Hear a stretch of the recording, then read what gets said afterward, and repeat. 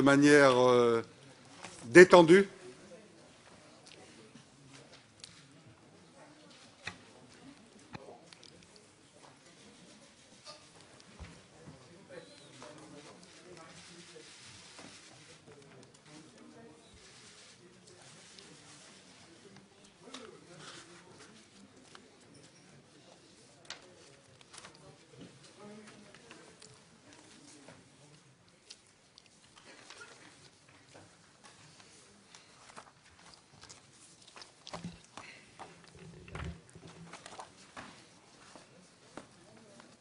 Chers collègues,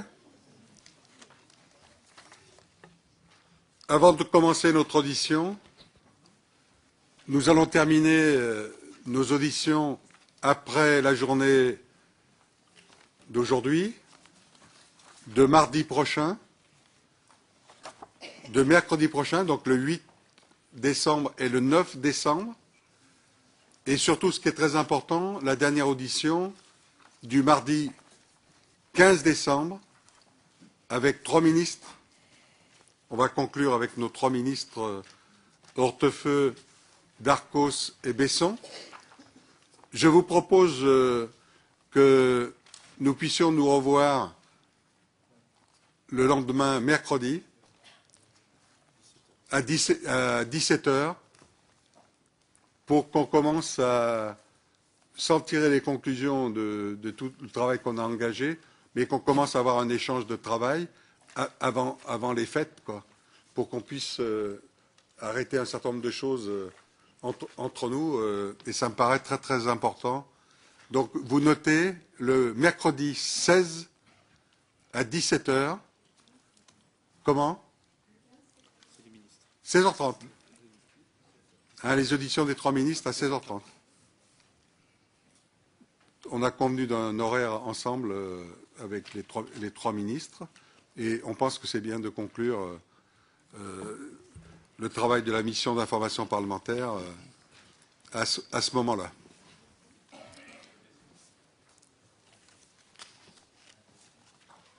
Nous accueillons aujourd'hui M. Tariq Ramadan. Merci d'avoir répondu à notre invitation. Chacun vous connaît. Vous avez été formé dans plusieurs universités occidentales, ainsi qu'au Caire. C'est d'ailleurs dans cette ville universitaire d'Al-Azhar qu'a eu lieu un débat sur la question d'ailleurs du port du voile intégral. Le parti pris de la mission d'information a été dès l'origine de recueillir tous les points de vue de la manière la plus ouverte possible, sans a priori. C'est le cas aujourd'hui avec votre invitation et votre venue. Je ne veux pas revenir sur vos écrits, sur vos interventions personnelles, médiatiques, et je ne reviendrai pas non plus sur les débats ou les polémiques qu'ils peuvent susciter. Ce n'est pas du tout le sens de cette audition d'aujourd'hui. Nous vous recevons aujourd'hui pour connaître votre analyse, votre point de vue que nous voulons confronter avec la mission parlementaire sur la question du voile intégral, ce que recouvre le voile intégral, au-delà de la question du voile intégral, quel jugement vous portez sur cette pratique?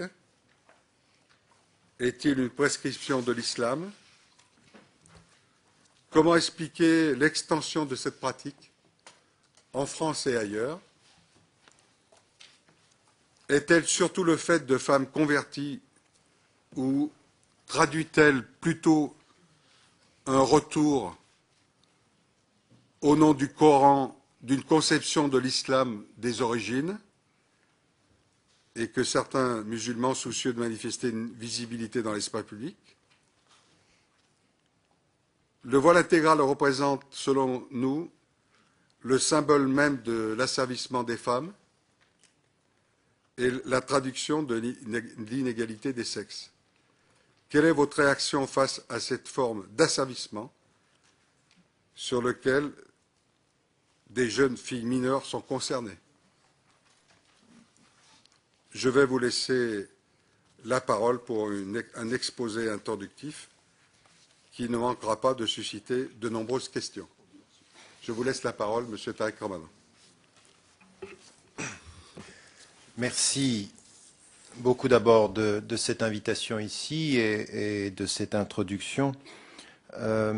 Donc comme le temps est court et le temps est compté, je vais directement aller au cœur de la question, au-delà des considérations. Je pense simplement que sur la question du niqab, c'est-à-dire ce qui est le voile qui couvre la face, ou du niqab qui est de ce point de vue-là également un voile qui couvre la face, mais qui est une tradition plutôt asiatique que l'on a connue et dont le nom a été propagé à travers le monde à partir de la tradition et de l'expérience afghane.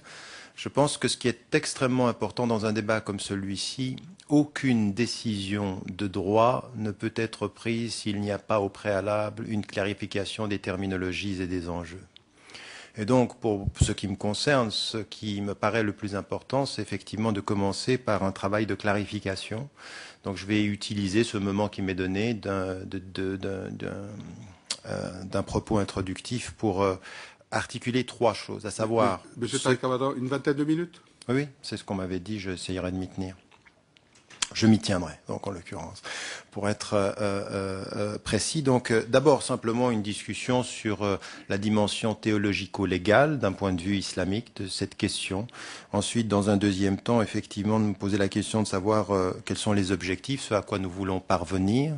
Et puis, la troisième des choses qui me paraît importante, c'est le cadre de ce débat, les termes et les enjeux de ce débat aujourd'hui, comment aller de l'avant et comment est-ce que je peux percevoir une stratégie d'avenir par rapport à cela. Alors, première des choses, sur la question théologico-légale et ce qui est dit du point de vue islamique. Alors, comme vous le savez, quand on dit est-ce que c'est islamique ou pas, vous l'avez sans doute entendu déjà, l'islam comme étant une référence monolithique n'existe pas. Vous avez des interprétations en islam, aussi diverses en l'occurrence que vous avez de diversité dans la tradition chrétienne ou dans la tradition juive.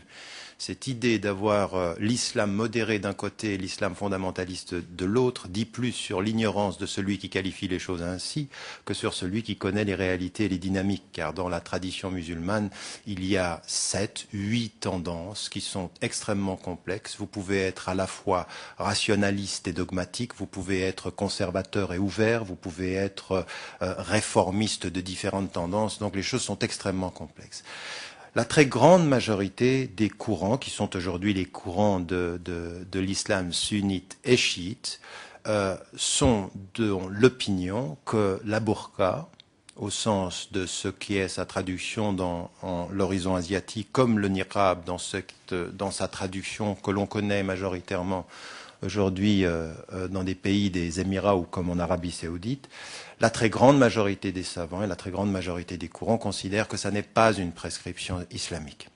C'est-à-dire que ce qui est le consensus parmi les savants, c'est que le foulard islamique qui ne couvre pas la face en est une de prescription islamique, mais pas le niqab ni la burqa. Mais vous avez une interprétation qui existe, qui est minoritaire et dont vous ne pouvez pas disqualifier la présence, même si vous êtes en opposition avec le présupposé et la conclusion. C'est mon cas. C'est-à-dire qu'en ce qui me concerne, puisque vous m'avez posé la question, je pense que la burqa ni le niqab ne sont des prescriptions islamiques et que mon travail à l'intérieur des communautés musulmanes, non pas simplement en Occident, mais à travers le monde, c'est de dire et de répéter que cette compréhension est réductrice et qu'elle trahit le sens et l'esprit même de la référence musulmane. C'est un travail que je fais de l'intérieur, c'est un travail que je ne cesse de faire et je pense que nous devons mener. Mais il faut que nous reconnaissions le fait clair et objectif qu'une tradition aujourd'hui maintient que telle est la compréhension de l'islam. Alors, encore une fois, sans rentrer dans les détails parce que nous n'avons pas le temps, ils prennent un certain nombre de textes et souvent, en fait, ce qui est l'ancrage de leur réflexion, c'est l'extension de ce qui était compris du temps du prophète de l'islam et de ses épouses comme étant la norme pour toutes les femmes, alors que les autres savants font une distinction entre une norme qui était spécifique pour elles et pour ce qui est demandé, et de ce qui est demandé à l'ensemble des autres femmes.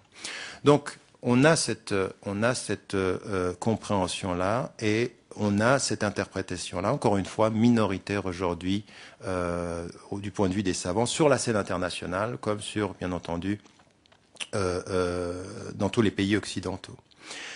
Ce qui est important, et vous avez rappelé tout à l'heure qu'à El Azhar, c'est-à-dire l'université islamique du Caire, la prise de position de celui qui en est le directeur et le recteur a été de considérer qu'il fallait que l'on aille à l'encontre de cette pratique. Il faut savoir en même temps que son autorité, même en Égypte, est contestée et que vous n'avez pas d'autorité contestée. Ça m'amène vous n'avez pas d'autorité qui ne soit pas contestée. Ça m'amène au deuxième point, qui est déterminant. C'est-à-dire que de la part de personnes qui sont à l'extérieur des communautés musulmanes ou qui sont à l'intérieur, vous ne pouvez pas interpeller l'interprétation des uns et des autres sans vous poser la question centrale de savoir où peut se situer l'autorité. Qui a autorité à dire ? Prendre des décisions sur des interprétations sans questionner l'autorité de qui prend cette décision peut parfois être complètement contre-productive. Être ouvert en s'adressant à la mauvaise autorité, c'est parfois faire en sorte que cette autorité sera doublement fermée, qu'elle considérera en l'occurrence que ce dispositif qui est mis en place est un dispositif de stigmatisation et d'attaque. Raison pour laquelle aujourd'hui, vous avez un certain nombre de musulmans, de Français de confession musulmane, mais d'Européens de confession musulmane, qui conçoivent leur autorité comme venant directement des centres, c'est-à-dire de l'Arabie saoudite, ou de certaines interprétations dans un certain nombre de lieux considérés comme les sources mêmes du savoir. Ça peut être en Asie, ça peut être au Pakistan, ça peut être en Afghanistan, ça arrive. C'est-à-dire que pour eux, quel que soit ce qui sera dit ici, l'autorité de ce qui est dit ici n'a absolument pas de poids par rapport à l'autorité de ce qui se dit et s'inscrit là-bas. Et donc, de ce point de vue-là, il faut faire très attention, quand on a un rapport à des interprétations islamiques, de ne pas exiger de ceux qui ont une autorité relative ici de se positionner complètement contre les autorités qui viennent de là-bas, car ça serait contre-productif. On pousserait ceux qui ne reconnaissent pas l'autorité des musulmans ici à l'isolement. Et ça, c'est très important de le comprendre. L'autorité politique doit, quand elle a affaire à un pluralisme religieux et quand on est dans une laïcité qui s'applique strictement, elle doit considérer que quand on est dans ce rapport à la diversité des interprétations, il faut systématiquement se poser la question de savoir comment utiliser au mieux les autorités qui feront évoluer les mentalités dans le bon sens et ne pas mettre les autorités les unes contre les autres, comme par exemple en poussant des Français de confession musulmane ou des autorités religieuses françaises à une condamnation qui ne sera forcément pas entendue par ceux qui ne leur reconnaissent pas cette autorité-là. Et je crois que ça, c'est une démarche qui est importante. Deuxième des choses qui est aussi importante ici, et qui est aussi dans le théologico-légal, c'est la force du contexte de vie. Et vous m'avez posé une question tout à fait importante, c'est pourquoi est-ce que l'on voit des femmes qui aujourd'hui peuvent aller davantage vers le port de la burqa, et pourquoi, par exemple, cela peut se trouver vers des femmes qui se convertissent à l'islam. Et parfois on a une réponse simple, et elle est tellement simple qu'elle en devient simpliste, c'est que le converti est plus royaliste que le roi. Alors, c'est vrai de façon simpliste, mais ce n'est pas cela qu'il faut comprendre. Ce qu'il faut comprendre dans la démarche de certaines femmes aujourd'hui, et de certains hommes d'ailleurs, quand ils reviennent à leur religion, dans le contexte français ou dans le contexte occidental, c'est la dimension psychologique du retour aux faits religieux. C'est-à-dire que pour certaines femmes qui se convertissent, elles n'entrent pas simplement dans une religion, elles sortent d'un passé.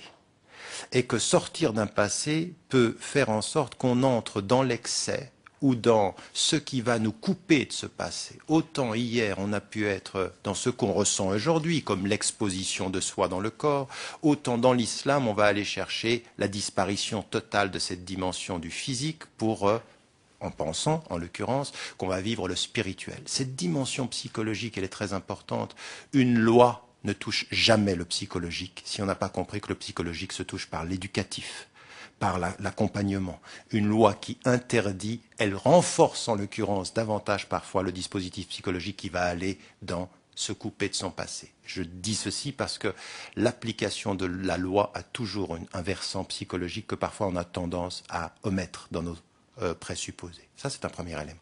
Deuxième élément, c'est que vous avez aussi des jeunes qui, par le discours qu'on peut avoir sur l'islam, et qui eux-mêmes parfois étaient nés musulmans ou nés dans des familles musulmanes, quand ils reviennent à l'islam, il y a l'excès de la représentation extérieure peut parfois être l'expression physique d'une recherche et d'une quête de purification intérieure.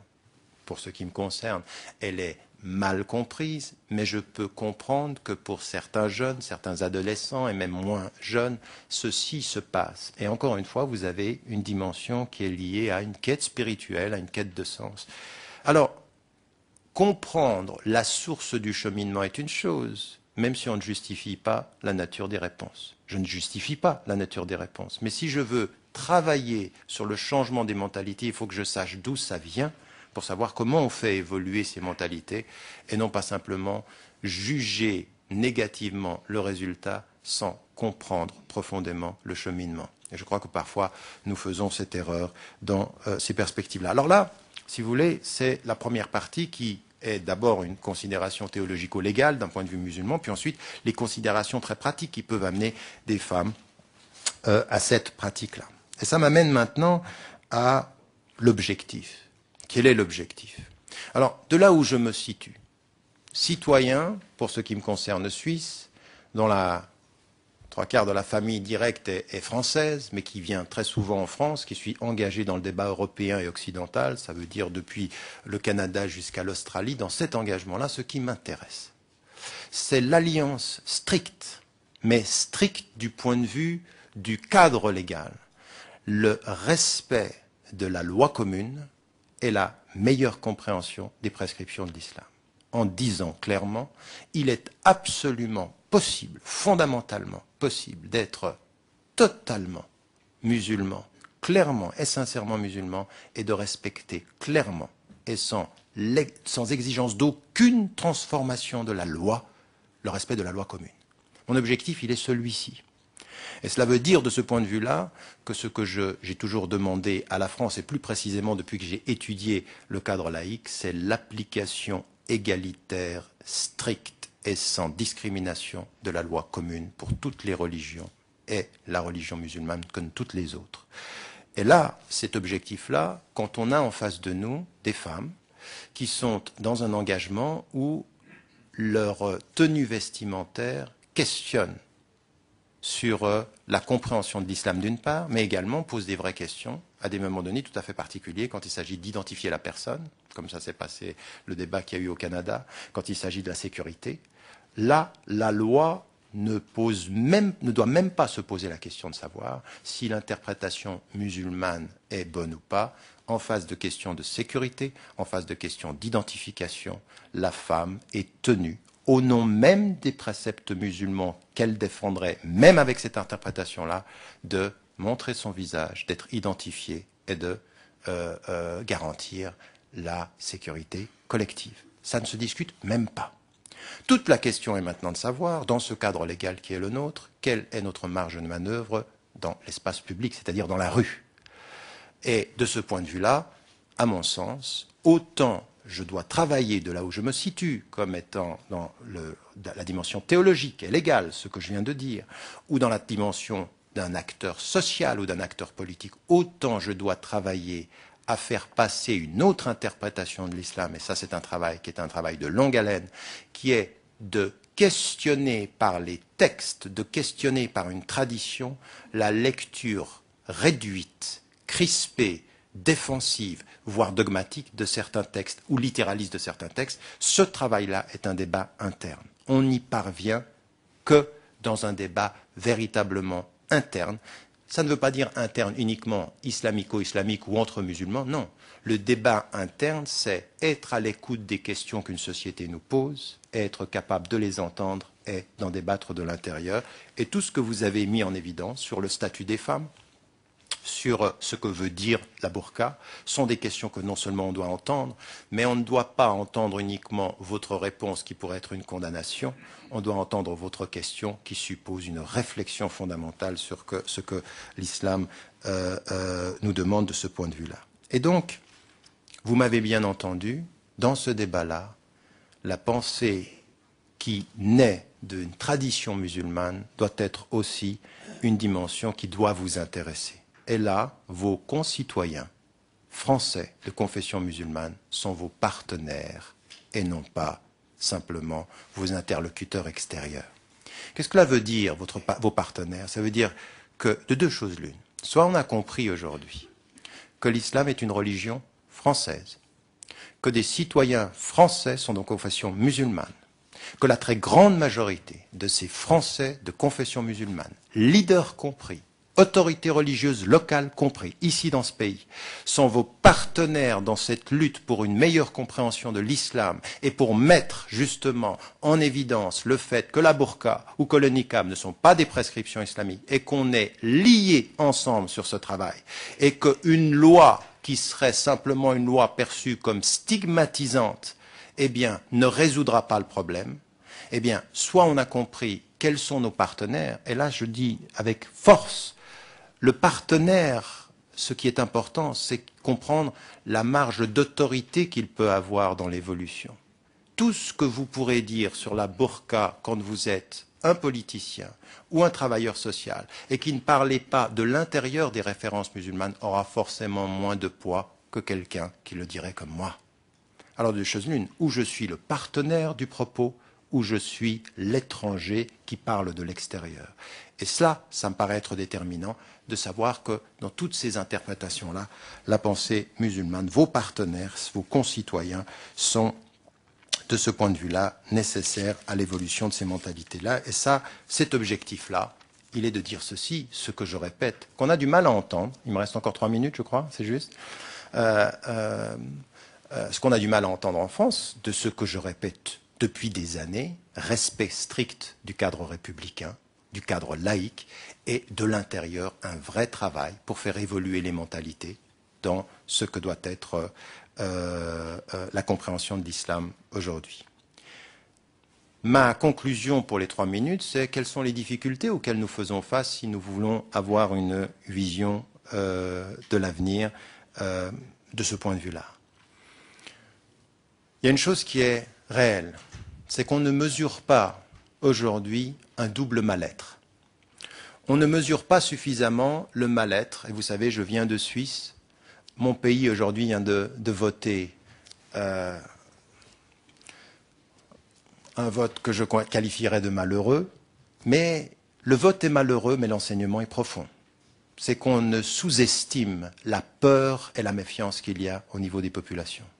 Et de la même façon, on sous-estime le mal-être qu'il y a dans les communautés musulmanes. Et s'il y a une chose qui, pour moi, est déterminante aujourd'hui, c'est que des deux côtés, il ne faut pas se présenter comme victime. J'en veux à tous les populistes qui disent que les sociétés occidentales sont les victimes d'une lente colonisation. Cette victimisation de l'attitude des colonisés est très grave. Mais j'en veux aussi aux leaders musulmans qui jouent le fait de la victime et de dire « on n'est pas aimé, on nous stigmatise ». Comment changer l'attitude victimaire en une attitude de citoyen responsable, de politicien responsable? C'est là l'enjeu. C'est de tenir compte et de respecter les peurs des citoyens. Respecter les peurs des citoyens et des concitoyens, ça n'est pas s'y soumettre. C'est avoir la nécessaire pédagogie de dépasser les peurs. Et la nécessaire pédagogie de dépasser les peurs, c'est effectivement de comprendre qu'aujourd'hui, vous avez des femmes qui vont vers le niqab, qui vont vers la burqa dans un réflexe identitaire parce que l'univers ambiant peut leur faire peur, il est plus facile de s'enfermer. Et c'est une mentalité, c'est un moment de la vie. On a vu des femmes, moi j'en ai rencontré, mais des centaines qui à un moment donné pouvaient aller, d'hommes et de femmes d'ailleurs, qui pouvaient aller dans l'excès de la pratique et avec le temps, l'expérience, la vie, le contexte leur fait changer. Parfois des crises d'adolescence finissent par déterminer des équilibres d'âge adulte. Il faut compter avec le temps aussi. Mais la stigmatisation trop rapide peut fermer les gens.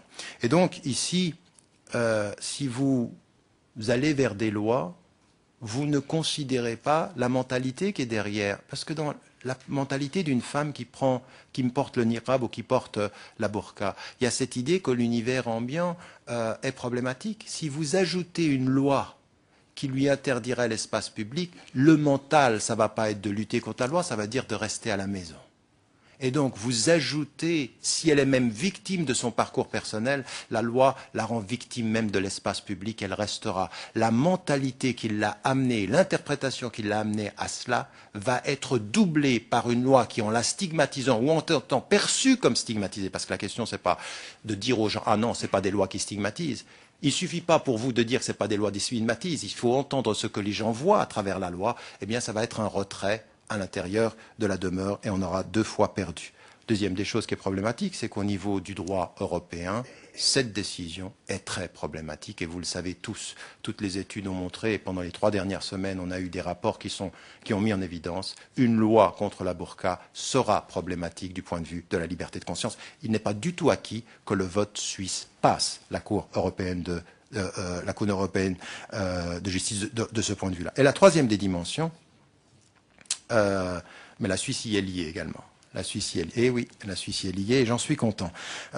Neutralité est très bonne, mais jusqu'à certaines limites. Donc là, on a aussi une dimension au niveau européen. Et puis aussi, de ce point de vue-là, comprendre que du point de vue des dignitaires religieux, ce qu'on peut avoir comme type de rapport ici, et des personnes qui sont un peu un porte-à-faux. Vous en avez vu, j'en suis sûr, des dignitaires religieux qui ne sont pas d'accord, mais qui sont en même temps gênés de prendre des positions fermes. Et il faut l'entendre sur la question de l'autorité. Ils peuvent avoir une autorité dans leur champ d'interprétation et pas forcément dans d'autres. Et la question est justement d'utiliser leur autorité pour faire travailler les choses de l'intérieur.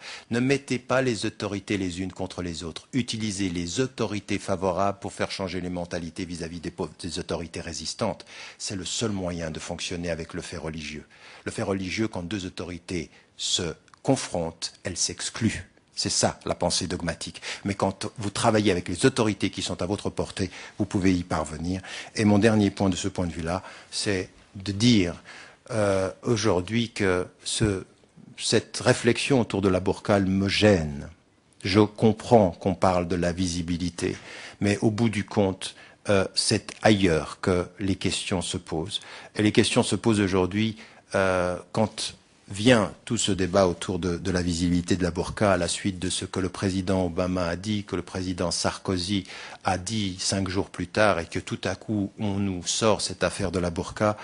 Je pense qu'on ferait bien en France et tous les politiciens de ne pas faire de ces questions de la visibilité superficiellement des grands débats nationaux. Parce qu'à faire des grands débats nationaux sur la visibilité qui crispe, on ne permet pas de faire des vraies évolutions politiques, des visions politiques du vivre ensemble.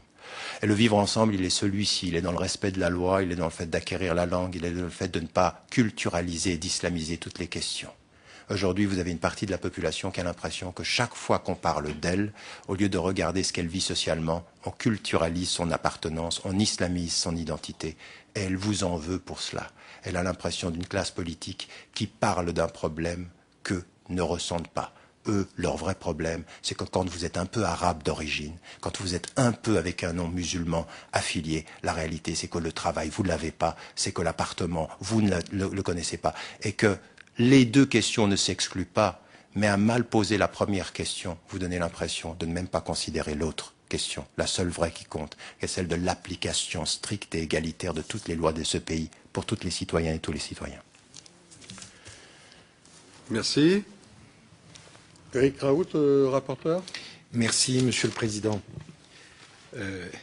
Monsieur Ramadan, on dit souvent de vous que vous êtes brillant. On a pu le constater encore aujourd'hui. On dit aussi souvent de vous que vous êtes séduisant. On peut le comprendre. Mais je voudrais savoir si vous êtes suffisamment convaincant. Dans votre intervention, vous avez cheminé sur les différentes parties du débat sur ce voile intégral. Je ne veux pas être provocateur, mais on dit parfois aussi que Tariq Ramadan parle à des parlementaires, mais il pourrait parler différemment aux étudiants de Villetaneuse ou d'Oxford. Est-ce que c'est vrai? Deuxième élément, quel est le rôle que vous pourriez avoir, vous, parce que vous êtes écouté, pour, comme vous nous l'avez indiqué à l'intérieur de votre intervention, vous engager contre le port de ce voile intégral qui peut choquer, qui peut provoquer des réactions dans la population de ce pays que vous connaissez. Et troisième élément, quel rôle pourraient jouer, à votre avis, les représentants du culte musulman dans cette pédagogie nécessaire pour faire comprendre que le port du voile intégral n'est pas une prescription de l'islam? 3 questions. Alors, donc, on va passer à plusieurs questions. Non, non, non. Ah non, comme on fait d'habitude, Jean Glavany, après il y a Jacques Miat et Lionel Duducat. Jean Glavany. Président, je voulais juste m'adresser à M. Ramadan pour lui dire en des termes simples qu'il sache qu'il y a des députés et membres de cette mission qui ne souhaitaient pas vous auditionner. Et je voudrais vous dire en quelques mots simples et aussi courtois que possible pourquoi. Tout simplement parce que la somme de vos doubles discours, qu'elle faisait allusion gentiment, Éric Raoult à l'instant, de somme de contre-vérité, de falsification et de manipulation, est telle que votre crédibilité en France et en Europe, je pense, est très sérieusement en perte de vitesse, et qu'il y a de moins en moins de gens pour vous accorder quelques crédits intellectuels, que ce soit votre seul talent, s'il y en a un, est effectivement d'enrober d'un discours enjôleur des points qui sont positions plus fondamentalistes et plus inacceptables.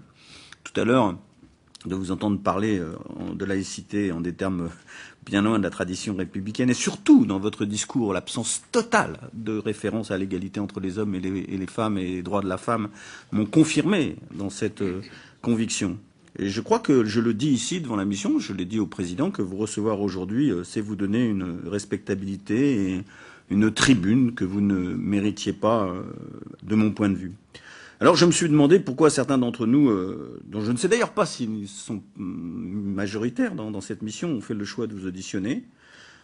Peut-être pour vous permettre, au nom de la liberté d'expression et de la tradition pluraliste de l'Assemblée nationale, que je ne conteste pas de dire ce que vous pensez, et aussi à moi de dire ce que je pense, et je voudrais à ce moment-là dire à ceux qui nous m'ont donné cette tribune inespérée que je les en remercie très chaleureusement. Enfin, je pense qu'on aurait pu s'en priver. J'ai aussi bien entendu compris qu'un tel exercice avait des vertus médiatiques, incontournables et exceptionnelles. Il n'y a qu'à voir l'assistance de journalistes aujourd'hui, qui est telle que c'est presque une insulte aux quelques journalistes qui suivent avec méticulosité nos travaux semaine après semaine. Aujourd'hui, on voit bien que nous sommes non pas dans le travail méticuleux et studieux d'une mission parlementaire, mais dans le showbiz. Et je le dis franchement, je le regrette. Je le regrette. Mais je crois aussi avoir compris in fine la raison de votre présence ici. Vous êtes un prédicateur suisse.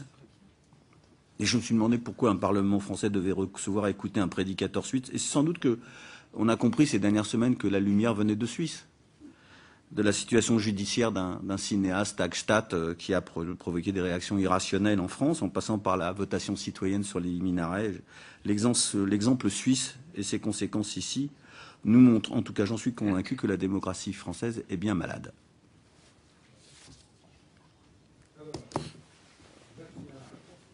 Bien. Oui, merci Monsieur le Président. Bonjour Monsieur Ramadan. Nous allons encore échanger à nouveau, et cette fois-ci pas sur des chaînes étrangères.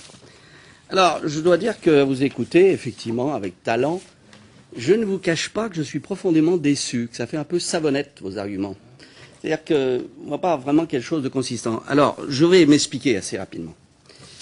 Premièrement, une question tout à fait d'accord pour vous dire sur la diversité de l'islam. Effectivement, vous avez raison de rappeler qu'il n'y a pas des musulmans modérés contre d'autres. Il y a des écoles et il y a, entre guillemets, je dis bien entre guillemets, des églises. Puis-je vous demander à laquelle vous vous rattachez personnellement? Vous ne répondrez pas. Alors, j'ai une question tout à fait simple à vous poser. Est-ce que vous, en tant que musulman d'une école, vous êtes choqué? Et est-ce que vous, par justement le port de la niqab, et est-ce que vous pouvez comprendre qu'effectivement, dans une société multiséculaire où il n'y a pas d'habit de visage, nos concitoyens puissent être choqués? Et c'est là où je vois une très grande contradiction dans vos discours. Vous nous dites, de toute façon, faites attention à qui vous allez vous adresser. Vous devez vous adresser à celui qui a l'autorité du groupe, et que si celui-ci admet, vous nous avez parlé d'autorité, diverses écoles, que ça soit, vous avez contesté El-Azhar, vous avez raison, elle est contestée, par d'autres d'ailleurs, c'est un débat interne à l'islam dans lequel je ne saurais rentrer, mais vous nous dites, en définitive, vous devez faire de la pédagogie. Mais comment voulez-vous que la pédagogie marche à partir du moment où le dogme de l'autorité de l'Église en question, c'est effectivement de voiler la femme? Et là, je vais vous lire quelques éléments de ce livre que vous devez connaître, qui est un livre salafiste, qui est un recueil des fatwas sur les femmes, et qui dit clairement qu'elle doit couvrir son visage. C'est une obligation. Il n'y a pas d'alternative. C'est une obligation. Elle ne doit pas serrer la main d'un homme. Ce n'est pas possible. Elle ne peut étudier dans un cadre de mixité. Bon, elle doit rester chez elle. Est-ce que vous pensez que ces dogmes enseignés et trouvés dans la banlieue française, je ne suis pas allé du côté de l'Arabie Saoudite, est-ce que vous pensez que ces dogmes peuvent heurter directement, justement, la loi du pays? Mais à partir du moment où vous nous dites, faites de la pédagogie, mais que vous nous dites antérieurement que, bien évidemment, l'autorité en question, vous n'avez pas pouvoir sur eux, qu'est-ce qui reste? Il reste la norme du vouloir vivre ensemble, c'est-à-dire la loi du suffrage universel. Et c'est en cela que je trouve que votre discours est en contradiction et que votre solution est une impasse.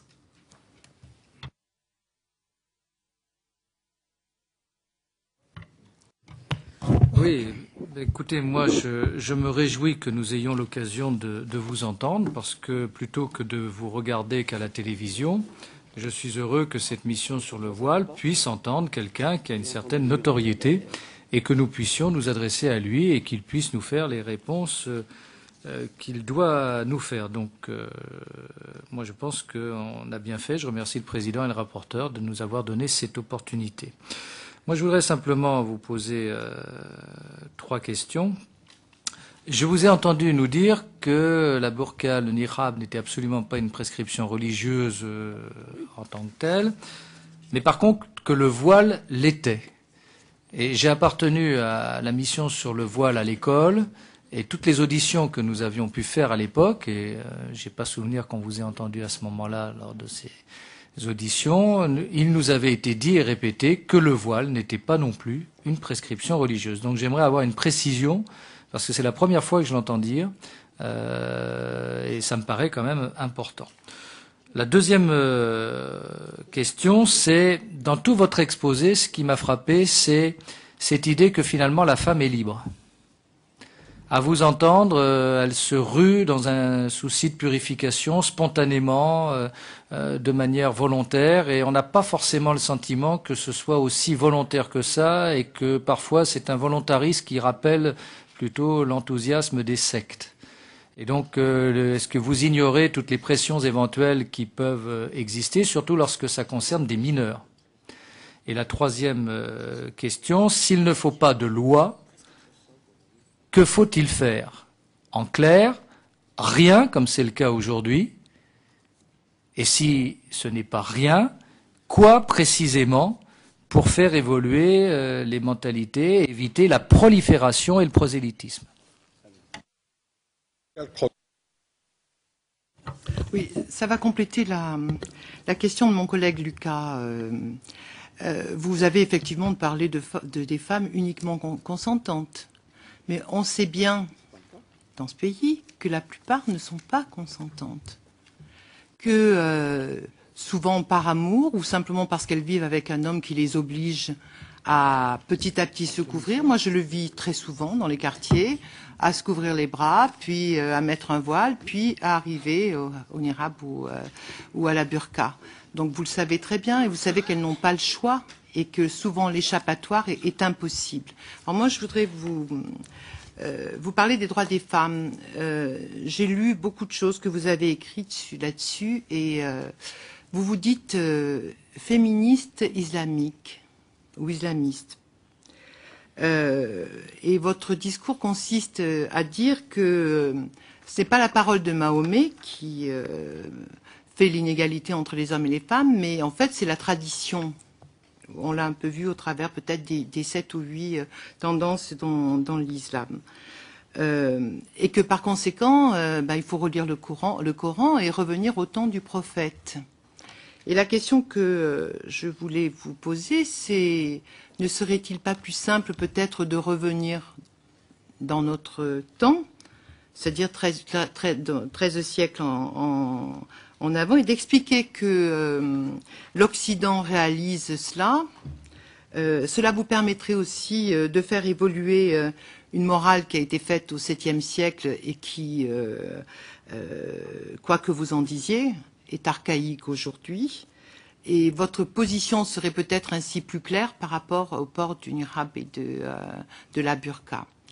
Et puis, sur la laïcité quand même, je voulais soulever des discours que vous avez tenus. La question que je me suis posée, c'est comment pouvez-vous vous dire laïque alors que vous affirmiez, par exemple, au Forum des jeunes musulmans à Budapest, c'est en octobre 2000, que les droits de l'homme n'ont aucun rapport avec l'islam, qu'ils sont une création occidentale qui ne peut être acceptée. Et vous avez dit également, en tant que musulman, ma différence doit être non seulement respectée, mais elle doit déranger l'autre, et c'est un message fondamental de l'islam. Monsieur Tariq Ramadan, on va faire une première série de réponses. J'ai 6 inscrits après. Je vous en prie. On essaye de... Je vais essayer d'être synthétique quant à mes réponses. Vous m'avez posé 3 questions et dont la première est sur le double discours et dont ensuite il y a eu une réflexion qui allait dans ce sens-là. Écoutez, j'ai dit et répété que ce double discours n'existait pas. On m'a d'abord dit que j'avais un discours en arabe différent dans les banlieues. En arabe, dans les banlieues, on n'est pas entendu. La deuxième des choses, c'est que j'ai dit et répété aux personnes de prouver ce double discours. Les preuves patentes n'ont jamais été prouvées. Et quand j'ai eu affaire avec des personnes qui ont essayé de le prouver texte à l'appui, j'ai pu montrer que des phrases étaient coupées. Et la meilleure des réponses, vous l'avez par la municipalité de Rotterdam, qui a fait une enquête à un moment donné, parce qu'on lui disait Tariq Ramadan a un double discours. Réponse avec conférence de presse de la municipalité de Rotterdam en avril 2009, c'est que Tariq Ramadan n'a pas de double discours et que ce qu'on a rapporté, ce sont des citations qui sont sorties du contexte, où elles sont tronquées, où elles sont exactement l'opposé de ce qu'il dit. Donc la réponse, elle est après enquête. Ma position par rapport à ça, c'est franchement, j'interviens, je crois qu'il y a 180 conférences qui sont sur Internet. J'ai un site Internet qui est lu par tout le monde. J'interviens à la télévision dans pratiquement tous les pays du monde. Mais quel intérêt j'aurais à vous tenir à vous un discours et à la communauté musulmane un discours, et ceux-ci me suivraient en entendant 2 discours différents. Alors de 2 choses l'une, où je suis tout à fait tordu, où tous les musulmans qui m'entendent et me suivent sont tordus comme moi. C'est-à-dire qu'ils accepteraient que j'intervienne devant vous pour vous dire une chose, et qu'ils m'entendent, eux, dans les banlieues, ou, pas forcément dans les banlieues, dans les communautés musulmanes, dire une autre chose. Ça ne tient même pas à la logique de la réflexion élémentaire. Donc ça ne tient pas. Donc j'ai absolument ni aucun intérêt. Et puis finalement, si j'étais vraiment un fondamentaliste, mais pourquoi je viendrais vous dire que je suis un ouvert? Quel est le but? Je suis un fondamentaliste et alors, voilà, bonjour chez les fondamentalistes. Mais pourquoi je serais en train d'essayer de jouer là-dessus? Ça ne tient pas. Deuxième des choses, sur mon rôle, et là j'aimerais mettre en évidence, j'aimerais que vous entendiez très fort que depuis maintenant 25 ans sur ce terrain-là, je me suis engagé à un véritable travail d'émancipation des femmes quant à l'interprétation d'un certain nombre de textes. Et ça, si vous allez sur le terrain, alors évidemment, on va vous dire, oui, mais attention, il pousse au fait de porter le foulard. Je répète, pour ce qui me concerne, une chose qui est claire, et là, ça me permet aussi de répondre à votre question, à savoir que si vous allez voir dans toutes les traditions musulmanes, toutes confondues, c'est-à-dire chiites et sunnites, avant les colonisations, vous n'entendrez et vous ne verrez aucun savant qui remet en cause le fait que c'est une prescription islamique. Vous avez aujourd'hui, je veux dire, montrez-moi un savant de référence qui le dise avant. Après coup, vous avez effectivement des personnes où il y a une interprétation maintenant, de personnes qui disent oui, non, mais c'est pas une prescription absolue. D'autres disent, et c'est mon cas, que la prescription de la prière n'est pas au même niveau que la prescription du foulard, mais il y a prescription. mais ma position là-dessus, et c'est celle qui aujourd'hui est la plus importante pour moi, c'est de dire qu'il est interdit en islam et contre l'islam d'imposer à une femme de porter le foulard. Et quand vous avez relevé que j'avais oublié les possibles pressions qu'il peut y avoir, de ce point de vue-là, vous avez raison. Au père comme aux frères, à la mère comme à la communauté, à la société comme c'est en Arabie Saoudite et en Iran, toute imposition du fait de porter le foulard trouvera ma voie pour s'y opposer. Et ça, pour moi, c'est une démarche déterminante. Maintenant, c'est-à-dire l'imposition. Maintenant que ce soit un choix libre, en ayant compris que c'était une prescription, en considérant que c'était une prescription, c'est une chose. Sur la question de ce que l'on peut faire et de ce que je peux faire dans ce travail-là, c'est effectivement un vrai travail pédagogique. Je passe des heures et des mois à écrire, à faire des conférences. Alors évidemment, j'entends aujourd'hui que ma voix est de moins en moins entendue. Vous devriez venir, cher monsieur, à quelques conférences publiques ici en France et vous verriez si la voix est de moins en moins entendue. Pour ceci, il faut simplement demander aux renseignements généraux, ils vous renseigneront là-dessus. Mais sur cette question, c'est effectivement de faire un vrai travail pédagogique, d'interpeller texte à l'appui. Et c'est ce que je dis toujours, vous savez, quand des personnes pensent que vous avez un double discours, parfois ils s'arrêtent en cours de raisonnement. Vous êtes avec une communauté musulmane dont l'indicateur premier, c'est de prendre des textes au sérieux. Alors vous avez deux solutions. Soit vous ne parlez que du contexte, soit vous avez une pédagogie. Et ma pédagogie, elle est celle-ci. Je cite des textes en disant ils existent. Je ne les nie pas, ils sont là. Quelles ont été les interprétations dans le courant de l'histoire musulmane? Voilà différentes interprétations. Et quelle est notre interprétation pour aujourd'hui à la lumière de notre contexte? Alors parfois, on arrête le raisonnement quand je cite les textes en disant « Regardez, il a cité les textes ». Oui, mais je n'ai pas terminé le raisonnement. Le raisonnement, il est à 3 niveaux. 1, voilà les textes, 2, voilà la tradition, et voilà pour aujourd'hui. En disant aujourd'hui, par exemple, regardez comment je confronte. Et je l'ai fait en Angleterre, juste après que Jack Straw soit intervenu sur la question de « il faut que je voie le visage des femmes ». Et que j'ai soutenu en disant « il pose une vraie question ». Et que le Guardian là-bas a repris la position de Tariq Ramadan en disant qu'il était contre le niqab. En Angleterre, où c'est beaucoup plus répandu, d'ailleurs, dans les populations asiatiques, que ça ne l'est en France. Et j'ai pris position fermement et publiquement sur cette question-là, mais en disant quoi? Regardez comment vous confrontez certaines vues.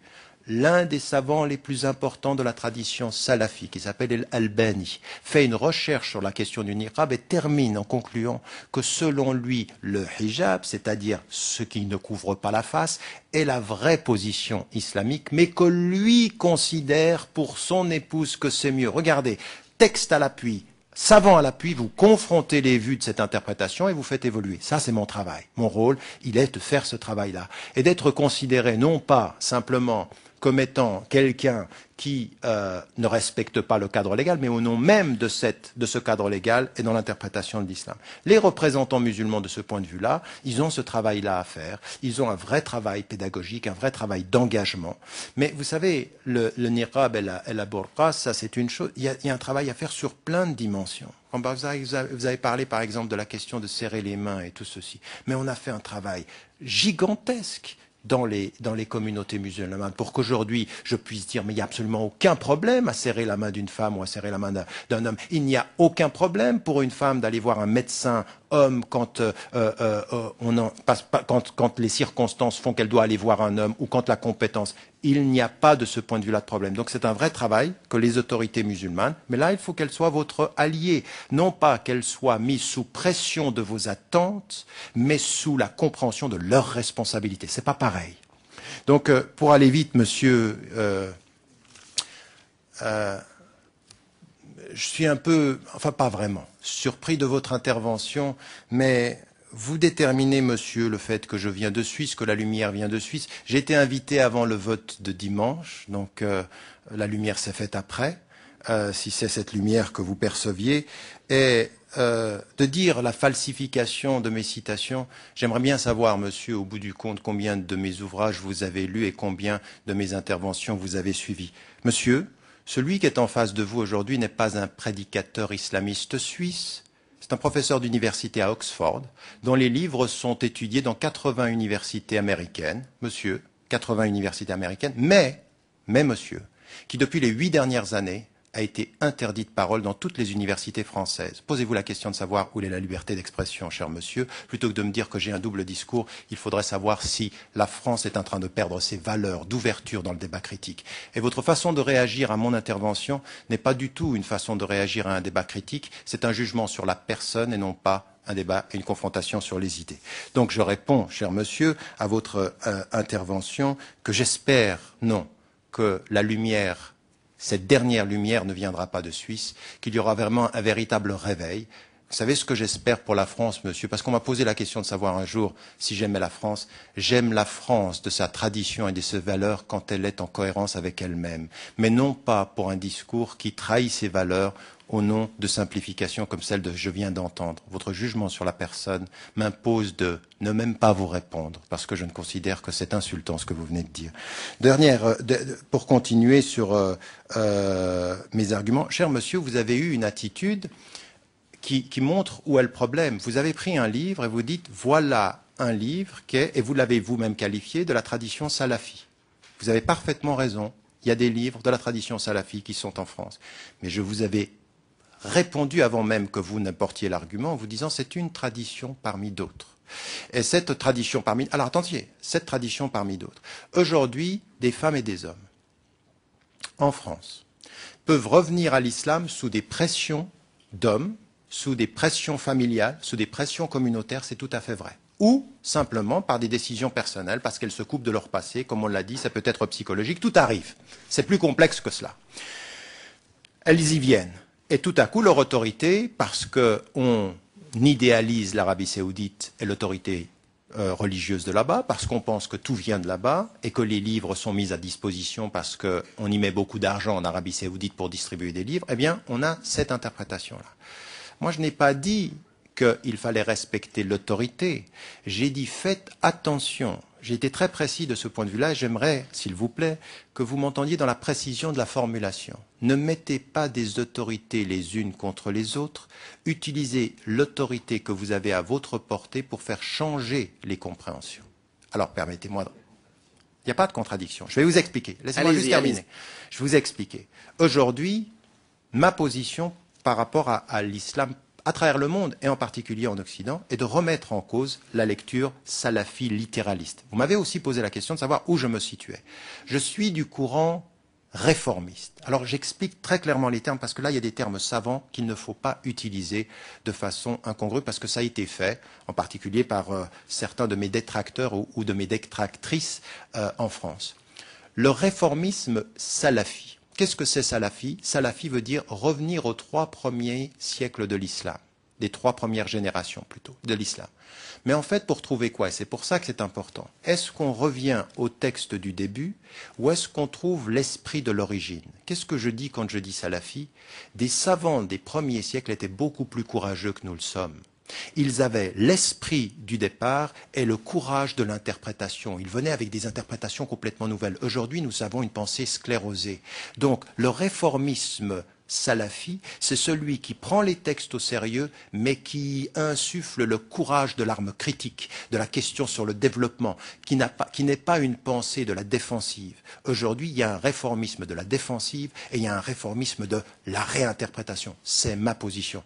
Mon dernier livre sur cette question fondamentale s'appelle La réforme radicale, c'est-à-dire véritablement changer les bases mêmes de notre rapport. Déplacer le centre de l'autorité des savants des textes aux savants aussi des contextes, des différents contextes. Donc voilà quelle est ma position. Ça, c'est ma position et je fais face à des salafis. Je suis et je travaille. Partout où je vais, et vous le savez, je veux dire, demandez à n'importe quelle autorité politique de l'Europe ou même du Canada. Je reviens du Canada où je vais dans le monde musulman, je reviens de Rabat, il y avait 4000 personnes à la dernière conférence. Au Canada, il y en avait 2000, et la dernière année, il y en avait 12 000 à Paris. Donc, en l'occurrence, cette parole, elle est écoutée. Moi, ce que je vous demande, c'est de considérer que ma parole est alliée de notre projet commun. Pas de votre projet, de notre projet commun, qui est lequel? Je ne rigole pas avec le respect de la loi. Je veux qu'on respecte la loi française. Et la loi française, elle est déterminante. Et je l'ai dit et répété, vous respectez la loi du pays à partir du moment où les principes fondamentaux sont respectés. Quels sont les principes fondamentaux? Liberté de conscience, liberté de culte. Et j'ai ajouté, partout en Occident, ces 2 principes fondamentaux sont respectés. Donc nous respectons la loi. Si je peux juste me permettre d'aller, parce qu'il y a quand même des questions sensibles. Vous voulez... J'y vais, je termine rapidement. Il faut laisser... Mais ce sont mais simplement sur cette question. Alors, avec ce travail-là, effectivement, faire un travail de pédagogie, un travail qui conteste l'autorité qui vient de là-bas, qui conteste son interprétation, qui montre, et puis vous savez, des personnes qui à un moment donné ont suivi l'autorité de l'Arabie saoudite par la vie qu'elles vivent ici, par les pressions, par l'émancipation, eh ben elles changent de rapport à l'autorité. J'en ai vu tellement qui hier sont venus et qui nous disaient c'est de là-bas que ça vient, et aujourd'hui les choses changent, parce que la vie... Vous savez, j'aimerais vous dire une chose. En 25 ans, la pensée musulmane occidentale a vécu une révolution. Les réponses d'aujourd'hui ne sont pas les réponses d'hier. Mais pourquoi ? Par un coup de baguette magique? Non. La réalité de la vie, le terrain, la vie quotidienne, ça change des mentalités et ça nous pousse à changer notre rapport. Vous permettez, Je voudrais répondre. On va... Oui, un point rapide, S'il vous plaît, s'il vous plaît. Il y a les intervenants. Je vais t'inscrire. Je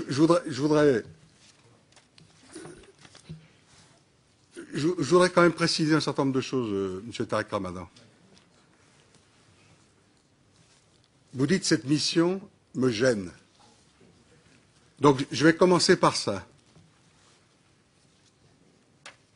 L'objectif de la mission, c'est de faire un état des lieux de la question du voile intégral et de sa progression sur la voie publique. Et derrière la question du voile intégral, la question que vous n'abordez jamais,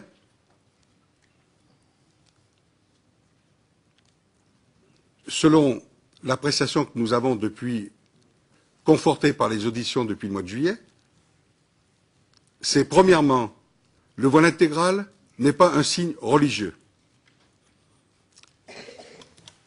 Et surtout, elle est sous-entendue par une dérive intégriste et fondamentaliste. Donc, vous dites, cette mission me gêne. Or, il faut que vous entendiez le fait que les parlementaires de l'Assemblée nationale attirent l'attention sur la question du voile intégral, mais qu'au-delà du voile intégral, c'est l'arbre qui cache la forêt du côté communautaire de ce qui se passe dans la société française, d'une emprise du fondamentalisme dans certains territoires de notre pays. Je reste toujours sur la question du voile intégral. Donc ça, c'est ma première réflexion. Ma deuxième réflexion, au-delà du débat idéologique, au-delà du débat sémantique, il y a un mal-être dans la société française, mais avant la mission. Il y a un mal-être dans la société française, y compris chez les musulmans, par rapport à cette réalité. Qu'on soit d'accord ou pas avec la question du voile intégral, c'est un autre problème. Et la mission, elle a pour but de répondre à cette question. Troisième réflexion. Vous n'êtes pas le premier à nous l'avoir fait. On a bien compris le problème. On nous parle que des femmes qui seraient converties ou qui seraient d'accord ou militantes. Mais vous devriez parler, y compris pour la question de l'islam et du travail que l'on veut faire avec les représentants du culte musulman en France. C'est justement, nous, on veut mener un combat politique pour faire régresser ces dérives intégristes fondamentalistes dans la société française et en même temps permettre qu'en France, voire dans d'autres pays, mais pour ce qui se concerne la France, que l'islam ait droit de citer dans des conditions dignes de ce nom au XXIe siècle. C'est ça notre démarche. Or, il faudrait quand même que vous parliez des femmes qui sont contraintes. Parce que nous avons des exemples très précis, très concrets, que l'on voit de plus en plus aujourd'hui dans l'agglomération lyonnaise, dans la région parisienne, à Lille, et même on a eu des exemples très précis à Marseille. il y a aujourd'hui dans certains territoires des situations contraintes de femmes qui portent le voile intégral. Exemple de jeunes femmes, y compris majeures, qui se retrouvent aujourd'hui à faire le passeport à l'état civil, qui sont empêchés de parler, et vous avez un homme aujourd'hui violent qui fait des menaces aux fonctionnaires. Aujourd'hui, c'est 2 fois, 3 fois par semaine dans certaines mairies. Alors, il faut bien qu'on parle de ça. Si on veut un islam respectueux de la République, respectueux des lois, comme vous le dites, il faut bien qu'on ait un discours précis, concret, explicatif. Ce qui se passe aujourd'hui dans les maternités, il faut bien qu'on en parle. Pas pour stigmatiser les musulmans, au contraire, pour montrer que ça n'a rien à voir avec l'islam et à la question du religieux, et ça n'a rien à voir au fait qu'on veut que l'islam trouve sa place dans la société française. Et puis, je pourrais développer d'autres sujets. On a eu 2 exemples, et je terminerai là-dessus. On a eu 2 exemples, mais on l'a retrouvé ailleurs, à Marseille. Au nom du religieux, mais je dirais du faux religieux, du non-respect de la République, du non-respect de la laïcité de la France, il y a une pression dans les quartiers, dans certains quartiers, où on dit aux jeunes filles adolescentes qu'il ne faut pas faire du sport, qu'il ne faut pas faire de piscine, et nous avons des collèges avec 50% de jeunes filles qui ne vont pas faire le sport et la piscine. C'est contraire et à la République, c'est contraire au principe de la laïcité, c'est contraire au principe de l'école publique. Donc nous, ce que nous voulons, pour bien préciser les choses, et nous avons fait ça depuis le début, et c'est pour ça que j'ai accepté, quand on s'est réunis le 23 septembre avec la mission parlementaire, j'ai accepté, comme j'ai accepté d'autres propositions, votre audition, puisque vous faites partie des gens qui sont, que l'on dit, controversés. Mais à la limite, on a besoin de vous parler, qu'on soit d'accord ou pas avec vous. On n'est même pas ici pour vous convaincre, c'est même pas ça la question. Nous, on veut clarifier un débat avec les Français. On veut clarifier avec un débat avec les Français, qu'ils soient musulmans, qu'ils soient chrétiens, qu'ils soient juifs. Et on veut clarifier un débat sur la nécessité. Et qui ne croit pas. Tu as raison, Jean. Remarque pertinente. Mais j'insistais sur la question de la 2e religion de France, sur le fait que l'on veut que la 2e religion de France, elle ait toute sa place dans ce pays, un islam de France respectueux de la République et des principes de laïcité. Donc, c'est important que vous-même, vous nous disiez, sur la question du voile intégral, tout ce qui est mauvais, toute cette attitude violente, voire pour certains fanatiques, aujourd'hui, qui portent tort à l'islam, qui portent tort à tout le travail que l'on mène, et ça va être très, très important.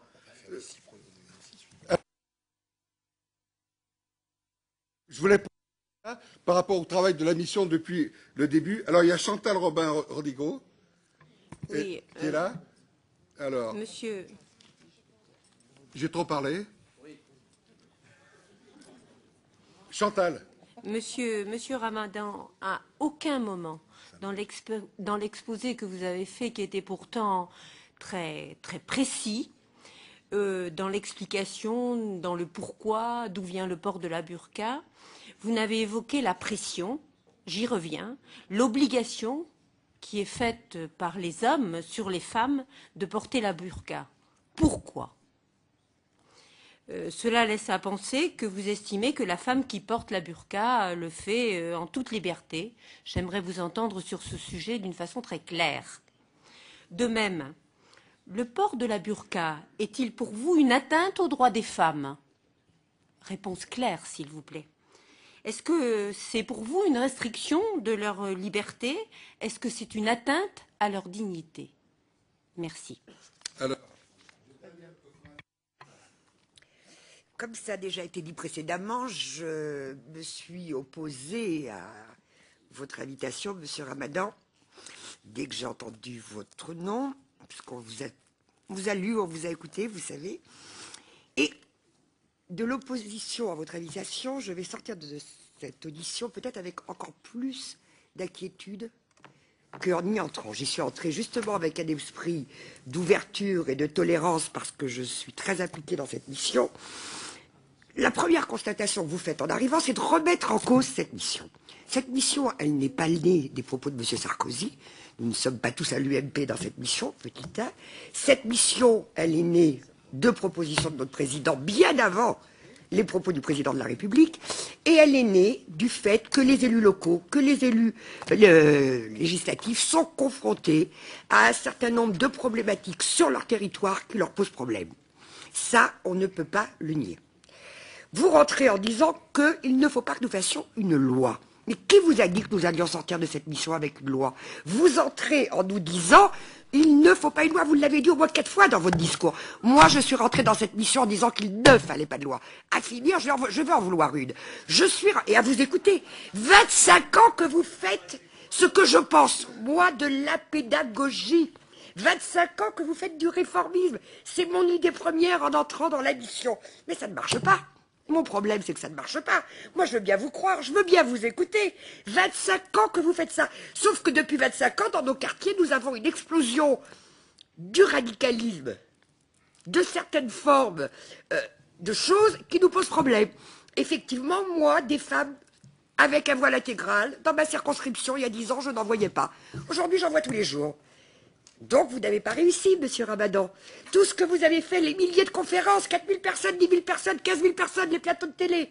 Eh bien, excusez-moi, pourquoi est-ce qu'aujourd'hui, je vois des burqas alors que je n'en voyais pas? Pourquoi est-ce que le vivre ensemble, plus vous avez parlé de questions sociales, mais je pourrais même vous donner raison à 100%. Nous, les femmes ici présentes, on n'a pas toutes l'ENA, on n'a pas toutes fait Sciences Po, on a aussi notre identité sociale. Et nous nous sommes battus justement pour sortir parfois de nos propres ghettos et pour devenir parlementaires de cette merveilleuse République qui nous permet de le devenir. Mais nous nous battons pour la parité, mais nous nous battons pour que les femmes soient exactement égalitaires de l'homme partout, de la même manière, dans les droits politiques, dans les droits sociaux, dans les droits individuels. Et la liberté de ce pays, la liberté fondamentale, la valeur même de la République et de la laïcité, c'est ça. Or, moi, républicaine, tolérante, quand je vois une gamine, parce que vous savez, quand elle n'est pas formée, quand elle n'a pas de poitrine, quand elle n'a pas de fesses, que je vois une personne dans ma circonscription complètement voilée, je ne sais même pas si c'est une femme ou un homme d'ailleurs, parce que je ne sais pas qui est en dessous, si je n'entends pas sa voix. Le vivre ensemble de cette femme que je vois à côté de moi dans le métro, dans un cabinet de radiologie la semaine dernière, j'ai envie de voir son sourire, j'ai envie de voir ce qu'elle pense, j'ai envie de l'apprécier comme je peux vous regarder aujourd'hui. Donc cette condamnation du fait que, loi ou pas loi, je ne vous dis pas qu'il faut une loi, vous voyez, que le fait, si justement vous aviez réussi, si justement vous, le CFCM et d'autres, aviez réussi, on n'aurait pas besoin d'avoir une mission aujourd'hui. Alors, Ameline, merci, Nicole, merci, Monsieur le Président. Oui, je voudrais naturellement me joindre à ce qui a été dit sur le lien égalité et droits des femmes. Je crois qu'en effet, on ne peut pas dissocier aujourd'hui la perception que l'on a du voile intégral au regard du droit des femmes. Et à cet égard, je pense que le fait de considérer, comme nous le faisons, en tout cas pour une grande majorité d'entre nous, le voile intégral comme une contrainte, et certainement pas comme une liberté, n'est pas une perception occidentale. Il n'est qu'à voir la situation des femmes à Kaboul. J'ai le souvenir, dans l'un des lieux où elles sont libres, de ce premier geste qui est d'ôter la burqa.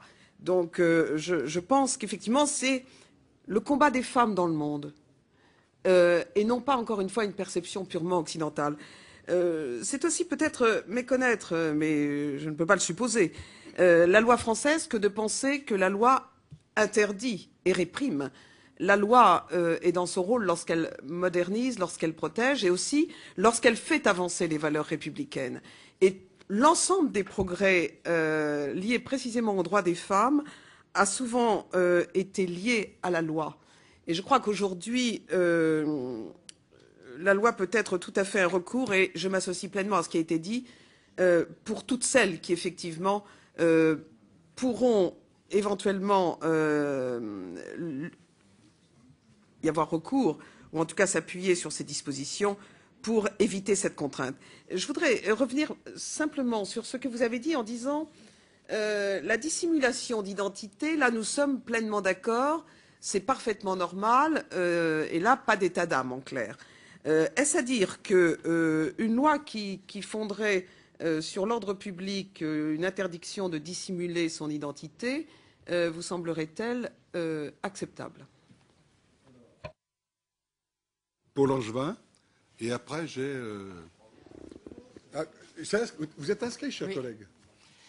Oui, Monsieur le Président, Monsieur Ramadan, ce que je voudrais dire, c'est que moi, je ne vous ai pas lu intégralement, évidemment, et je considère que je n'ai pas à sonder les reins et les cœurs. Donc, moi, je me contente d'entendre ce que vous dites. Et je considère qu'il y a eu, dans vos propos, un certain nombre d'éléments qui me semblent intéressants pour faire avancer le débat. Par exemple, le fait que vous ayez souligné qu'effectivement, c'est la loi du pays qui prime sur toute autre considération, ça me semble un élément important dans les réflexions que nous avons aujourd'hui. Quand vous dites également que des considérations d'ordre public peuvent être importantes, et notamment de sécurité, peuvent être importantes pour que les personnes montrent leur visage, je pense que là encore, c'est un élément du débat qui n'est pas négligeable. Évidemment, il nous appartient à nous de décider s'il y aura une loi et quelle loi il y aura. Mais l'importance de la loi que vous avez soulignée me semble quelque chose de positif. J'ai noté aussi, et là c'est pour nous dans notre réflexion, ce que vous avez souligné sur le fait que la loi ne suffira pas et qu'il faudra un accompagnement pédagogique et psychologique. Et là aussi, je pense que c'est un point que nous devons tout à fait prendre en considération dans les recommandations que nous allons formuler. Et enfin, dans ce que vous avez dit, de dire qu'il faut passer d'une attitude victimaire à une citoyenneté active, et ceci à l'égard de beaucoup de gens qui aujourd'hui vivent un peu difficilement dans notre pays, les débats en cours, je crois que là encore, c'est un point qui mérite d'être soulevé.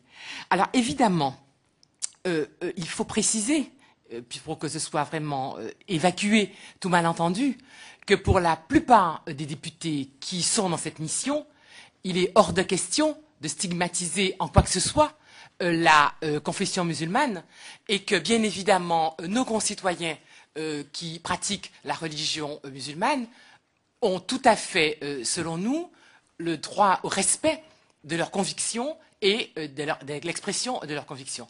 Donc, une fois qu'on a évacué ces faux débats, je pense qu'on peut, moi, ce que j'attendrais un peu de vous et ce que je pourrais solliciter, c'est que vous fassiez comprendre à tous ces gens pour qui votre parole a du poids, ce dont je ne doute pas, que vous leur fassiez comprendre que par ce type d'excès vestimentaire, qui peut-être, comme vous le dites, soulève ou exprime un mal-être, eh bien, ce que nous craignons, c'est qu'il ne ruine les efforts qui sont faits depuis des années dans ce pays par un certain nombre d'organisations antiracistes, un certain nombre de progressistes, précisément pour faciliter le vivre ensemble et lever les préjugés.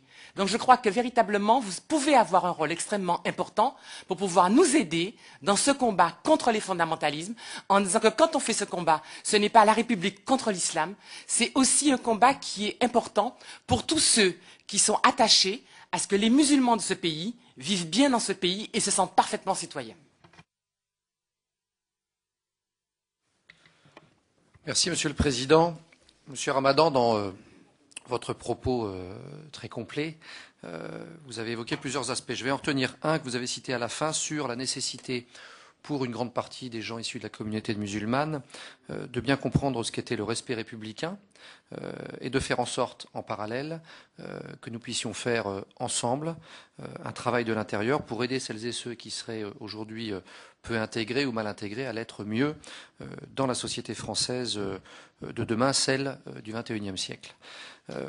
Vous avez parlé d'un élément qui m'apparaît important, puisque c'est quelque chose qu'on retrouve très souvent dans les contacts que l'on a sur le terrain notamment, c'est l'attitude victimaire. C'est vrai qu'il y a aujourd'hui, et dans les contacts que l'on a particulièrement avec des jeunes issus de la communauté musulmane, un certain nombre de ces jeunes qui considèrent qu'ils sont victimes. Alors victimes, pour certains, de principes républicains dévoyés, d'autres peut-être d'une attitude particulière d'une autre partie de la société française. Et vous voulez les amener, je vous cite, à une attitude de citoyen responsable.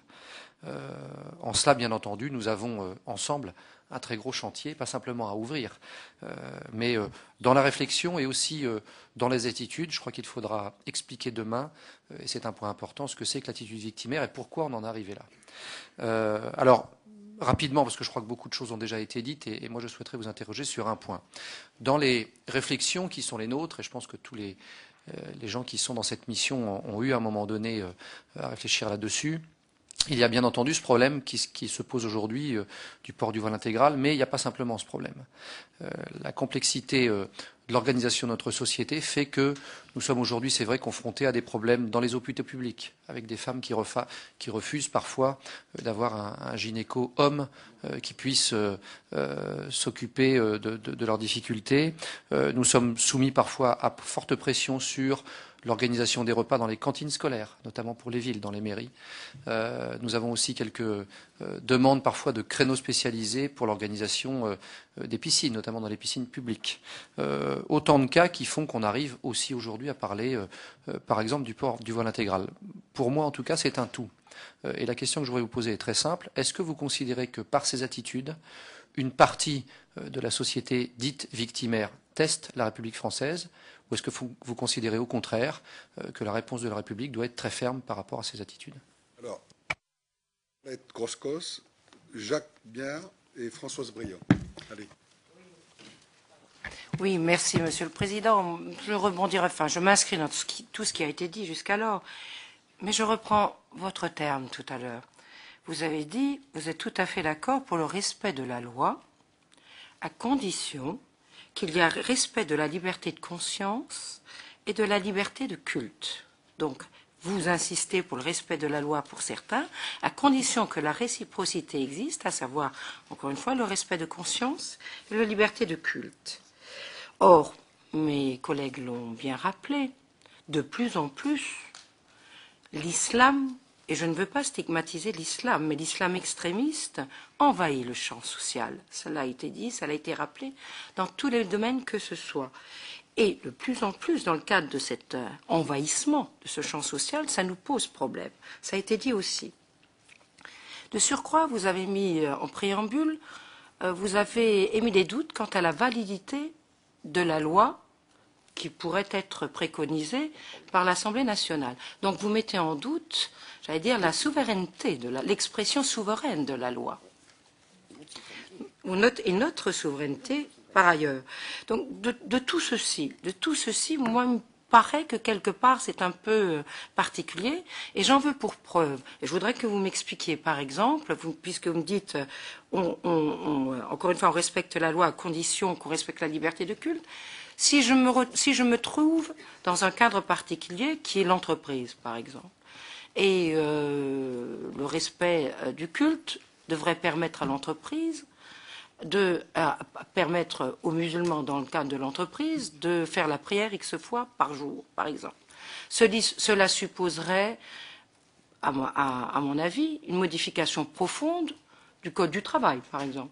Alors, que faisons-nous? Que devons-nous faire? Il n'y a pas que le problème du voile intégral. Il y a toutes les ramifications de l'expression de l'islam dans le champ social. Voilà, je voudrais savoir que vous répondiez à ceci.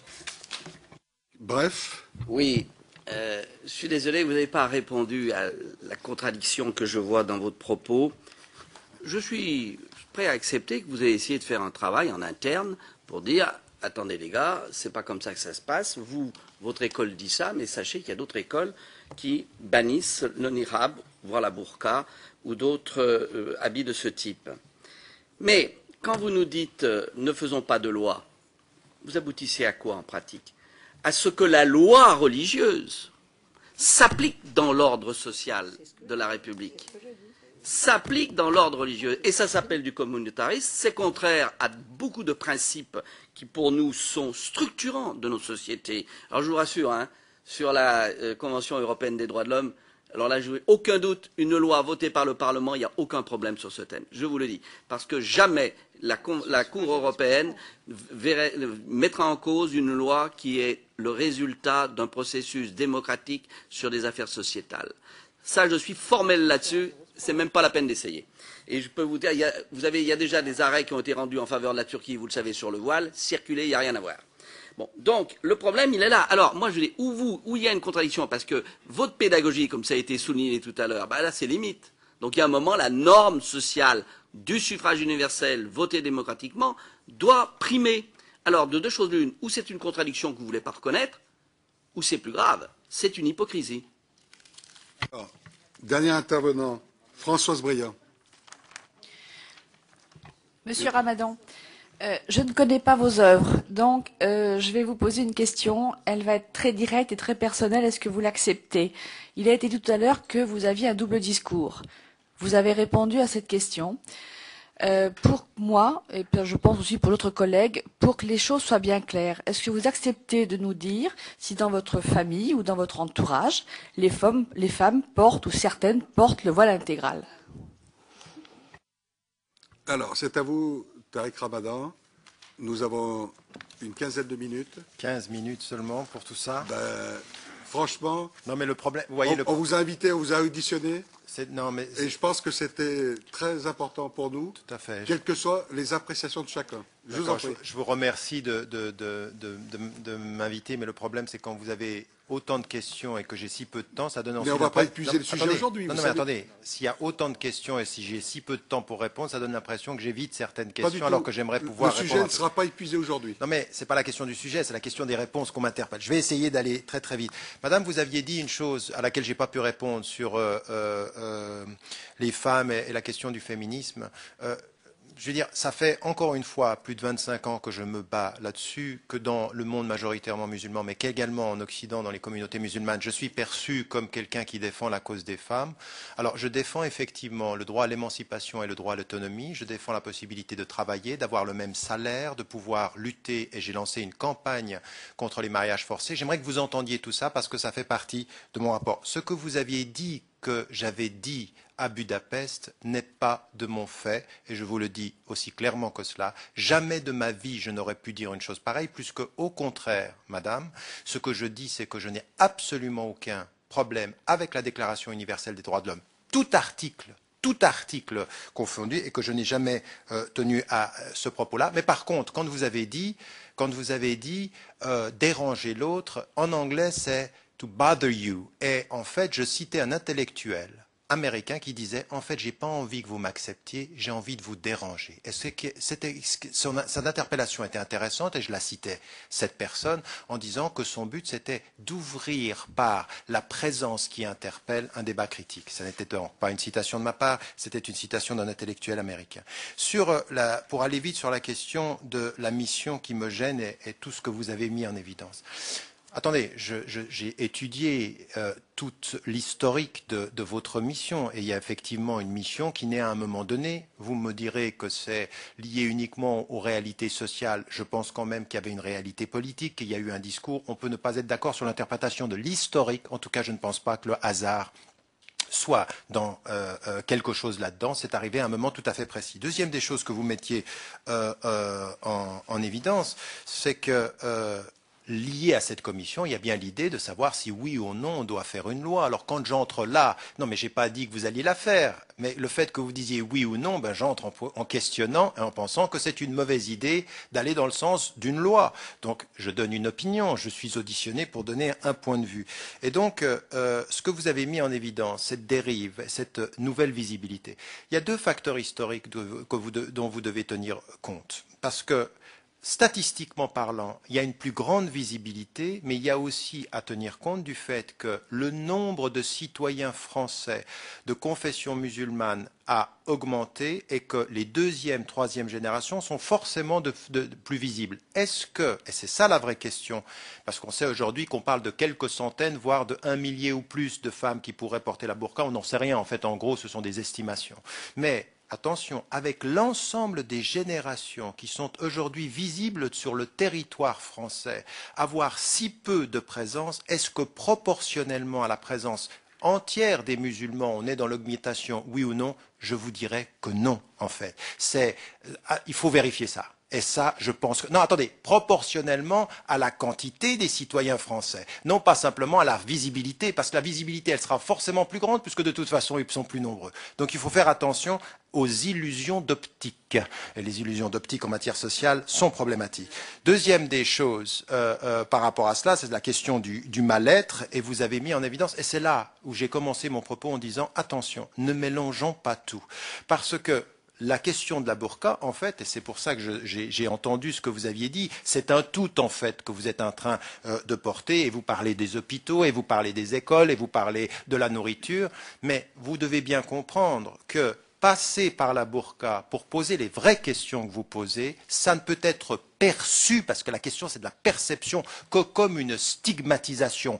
Prendre l'extrême pour questionner la norme n'est pas un dispositif politique qui soit raisonnable. Je ne pense pas du tout, parce que les gens ne se sentent pas concernés par la burqa.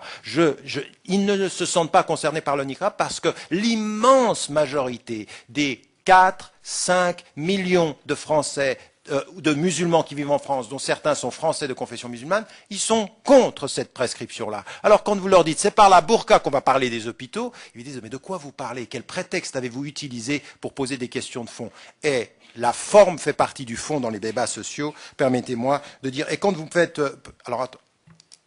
Juste une chose, j'ai parlé du fait que des femmes, et j'ai essayé d'expliquer de l'intérieur pourquoi des femmes pouvaient y aller, pouvaient porter Vous me posez la question de la pression. Bien entendu qu'il y a des pressions, et je l'ai dit et je le répète, je ne nie pas la question. Mais attendez, s'il vous plaît, je vous ai écouté pendant toutes ces questions, j'ai 15 minutes pour répondre, si vous m'interpellez, ça va être difficile.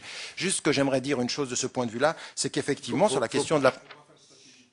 Pardon ? Non, ce n'est pas une statut de victime, c'est simplement de considérer objectivement le temps qui m'est imparti. Ce n'est pas du tout une attitude victimaire, c'est une attitude objective. Donc en l'occurrence ici, ce qui me paraît déterminant, c'est effectivement de reconnaître cela, mais de reconnaître qu'il n'y a pas que cela, que le problème est plus profond, mais ce problème-là, non. On l'a dit déjà par rapport aux femmes qui portaient le foulard, toutes seraient...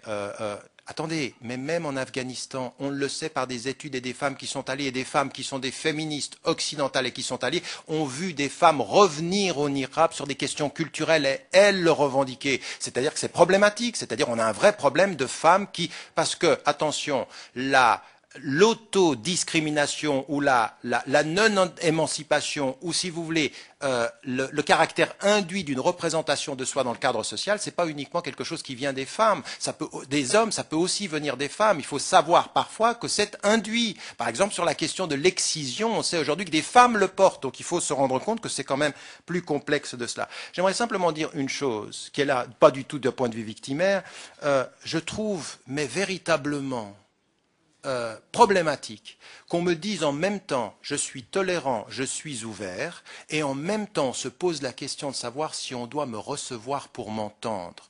Qu'est-ce que cette... Non, mais attendez. Non, c'est pas la question du double discours. Et si même j'avais un triple discours, monsieur, votre autorité politique devrait de me recevoir et de m'entendre, et non pas... Non, mais là, vous étiez contre, en l'occurrence, et je ne sais pas comment.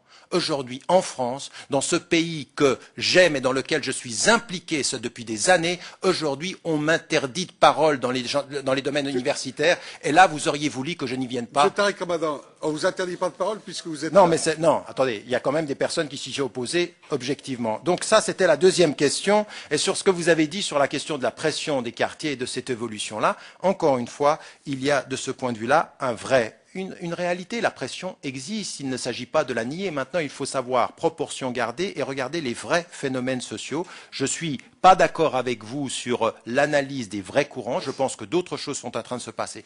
Et ça me permet d'arriver très rapidement, puisqu'il me reste 7 minutes, si je compte bien mon temps, à ce que vous disiez sur vous n'avez jamais parlé de la pression. Si j'en ai parlé, effectivement, au moment des questions, parce qu'en 15 minutes, vous ne dites pas tout, mais je suis d'accord et je ne le nie pas sur cette question-là. Mais vous avez dit aussi une chose qui me paraissait déterminante aussi pendant ces 25 années. Non, madame, le travail porte.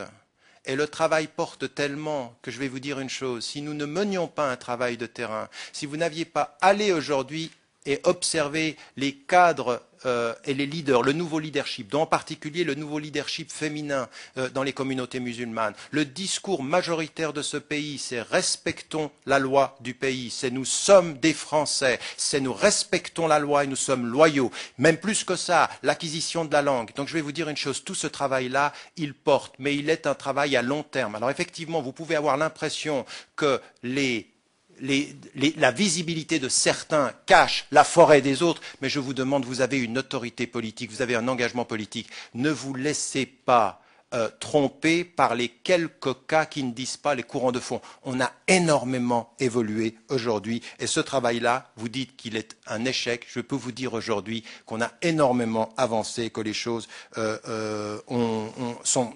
ont évolué. Encore une fois, c'est pas parfait, mais on a évolué. Maintenant, sur vos questions que vous avez voulu particulièrement précises, oui, clairement, il y a des hommes qui font pression sur les femmes. Il y a non pas simplement des hommes seulement, mais il y a tout un contexte socio-culturel, parfois même la ghettoisation sociale, des gens qui sont ensemble. Cette pression existe, on ne peut pas la nier. Toute la question est de savoir comment on en sort, parce qu'une loi qui s'ajouterait à la pression sociale serait un double isolement et non pas un facteur d'émancipation potentielle. Tout ce que l'on peut rationnellement et raisonnablement considérer serait de cette nature-là. Est-ce que c'est une atteinte aux droits des femmes? Oui. Est-ce que c'est une restriction des libertés? Oui. Est-ce que c'est une atteinte à leur dignité? Oui. Je ne peux pas être plus clair, les choses ont été dites. Remettre en cause la commission, je ne remets pas en cause la commission. Je suis invité à une commission qui se pose la question de savoir s'il y a une loi, je ne remets pas en cause. Je discute les termes du débat de la commission. Et donc, de ce point de vue-là, il faut aller de l'avant. Sur ce qui a été dit par rapport à la loi elle-même, je n'ai jamais dit que la loi interdit et réprime dans ce que vous avez dit. Mais vous savez bien, madame, toute négociation légale ou toute jurisprudence a l'effet objectif de ce qu'elle cadre et l'effet subjectif de ce qu'elle traduit. Et aujourd'hui, une loi de ce sens-là, en passant par l'extrême pour envoyer un message aux musulmans, on a des problèmes dans les piscines, on a des problèmes dans les repas, tout ceci sera contre-productif, ça ne sera pas entendu. Ça n'est pas une façon de porter le débat. Aujourd'hui, c'est mon opinion, et je pense de ce point de vue-là que la loi est une mauvaise solution. Maintenant, vous m'avez posé une question extrêmement claire, mais j'ai pris position auparavant au Canada, dans des situations tout à fait spécifiques, où vous allez voter, où vous devez avoir montré votre identité quand vous êtes interpellé par la police, ou dans des situations tout à fait particulières. Ça ne me pose absolument, c'est même pas une question. C'est-à-dire que pour moi, les choses doivent être claires. Mais attention, qu'on soit bien d'accord, ça ne veut pas dire marcher dans la rue et qu'on soit interpellé par la police. Oui, là, on doit, de ce point de vue-là, montrer son identité. Il n'y a absolument aucune discussion là-dessus. Mais pas d'une interpellation discriminatoire, mais une interpellation qui ait un sens pour les questions de sécurité et d'ordre public. Je n'ai pas de problème par rapport à ça. Maintenant, sur la question de... Mais vous savez, j'entends des choses assez sidérantes. Je ne remets pas en question la souveraineté de la France de décider, mais nous sommes dans un cadre européen et nous sommes dans un cadre où les lois décidées en France sont et peuvent être discutées à un niveau qui est à un niveau second, c'est-à-dire au niveau européen. Il ne s'agit pas de remettre en cause la souveraineté, il s'agit de se poser la question parfois, parce que ça arrive, la Cour européenne a parfois pris des décisions qui étaient de contester les décisions nationales parce qu'on considérait qu'elles étaient discriminatoires. Vous dites que ça ne marcherait pas. Contre votre opinion de politicien, il y a 8 opinions de juristes et de constitutionnalistes européens qui vous donnent tort, et donc vous devriez aussi les entendre. Laissez-moi terminer, je vous ai écouté. Merci de juste que je puisse aller de l'avant. Sur la question j'ai pas dit que la loi ne suffisait pas et qu'il fallait une pédagogie en plus. Je pense que la loi est le mauvais moyen. Il ne faut pas de loi, mais il faut une vraie pédagogie, un vrai travail de fond, parce que je pense que le cadre légal tel qu'il est entendu aujourd'hui est problématique. Vous me dites il faut faire un travail de ce point de vue-là pour que les Français de confession musulmane ne se sentent pas stigmatisés. Ce travail, on le fait. Moi, je suis absolument contre cette pensée victimaire. Je suis pour que des Français se réveillent, qu'ils soient dans la contribution. Moi, je suis pour la post-intégration, c'est-à-dire la contribution active à l'avenir de ce pays-là. Mais vous m'avouerez quand même que tout ce remue-ménage autour de l'intégration, de la loi de la burqa, ça peut donner à des citoyens ordinaires l'impression que l'islam est un problème et qu'il est stigmatisé. Il faudrait aussi que les politiciens se posent la question, est-ce que nous avons la bonne méthode de poser les problèmes, même au niveau local et même au niveau national? Parce que j'ai la prétention de penser que les dynamiques locales des autorités locales et municipales font beaucoup plus avancer les choses que nos polémiques nationales. Nos polémiques nationales sont des freins à la véritable intégration. Ce que je vois sur le terrain, j'ai discuté avec des maires en France. Il y a des maires qui me disent, parce qu'avec le travail de diabolisation, ils viennent me voir et ils me parlent, ils me disent mais on a fait un travail, on discute avec les leaders, et ça avance beaucoup plus qu'on croit. Et ça, je crois qu'on a une mauvaise idée de penser que la France est en train d'échouer. Il y a des problèmes, il faut les considérer, on doit aller de l'avant, on doit avoir un débat critique, serein, mais les dynamiques locales sont beaucoup plus intéressante que les débats polarisés nationaux. Je pense que de ce point de vue-là... Non, attendez, j'ai 2 minutes encore, ça me donne mon temps. Je suis très suisse sur la... Je vous donne 2 minutes. On peut avoir... La lumière vient de la Suisse, même en question de temps. On a vraiment le sentiment que les responsables politiques nationaux ont des idées tout à fait intéressantes et positives. Alors, simplement une chose, sur la question des... Vous savez, là, vous avez posé des questions sur les hôpitaux, sur les repas et tout ceci. Il y a des réponses qui sont venues déjà. Sur la question des hôpitaux, on a pris des positions. J'ai pris des positions extrêmement claires. Quand vous avez le choix, comme n'importe quel citoyen, d'aller chez un médecin, ça pose pas de problème. Mais quand vous allez dans un hôpital et c'est un homme et que vous êtes une femme, vous y allez. Rien en islam n'empêche ceci. Et là, sur la question des mariages forcés, sur la question de la nourriture, on a apporté. Il faut entendre nos réponses et non pas simplement les anecdotes spécifiques, parce que c'est notre responsabilité de pousser à se faire entendre ces réponses, c'est aussi votre responsabilité de connaître ces réponses pour pouvoir interpeller ceux qui viennent avec encore des perceptions qui sont des traditions du pays d'origine. Je pense que de ce point de vue-là, c'est important. Il y avait quand même une question que je ne peux pas à laquelle je ne peux pas ne pas répondre. Quand je dis le respect de la loi, à la condition, attendez, qu'on soit extrêmement clair, parce qu'il ne faut pas couper ma phrase. Le respect de la Constitution et le respect des lois du pays, à partir du moment où on respecte votre liberté de conscience et de culte. Mais attendez, ce que je dis clairement et que j'ajoute dans tous mes textes, toutes les lois occidentales, de tous les pays occidentaux, respectent fondamentalement la loi de la liberté de conscience et la liberté de culte. Mais vous êtes peut-être juriste ou vous ne l'êtes pas, mais la loi d'un pays n'a rien à voir avec le règlement d'une institution ou d'une entreprise. Dans l'entreprise, on a des règles. Et d'un point de vue musulman, quand vous travaillez dans une entreprise et que dans le temps de votre travail, vous ne pouvez pas accomplir votre prière, vous faites votre prière après le temps du travail. Parce que la flexibilité de l'islam permet le respect de la règle. Donc vous avez transférer la loi fondamentale d'un pays, qu'on respecte absolument, avec le règlement d'une institution ou d'une entreprise qui est totalement différent. Ce sont 2 ordres qui sont différents. Et vous voyez bien ma réponse. Respect clair, sans condition de la loi commune pour arriver aujourd'hui à la flexibilité qui est la nôtre.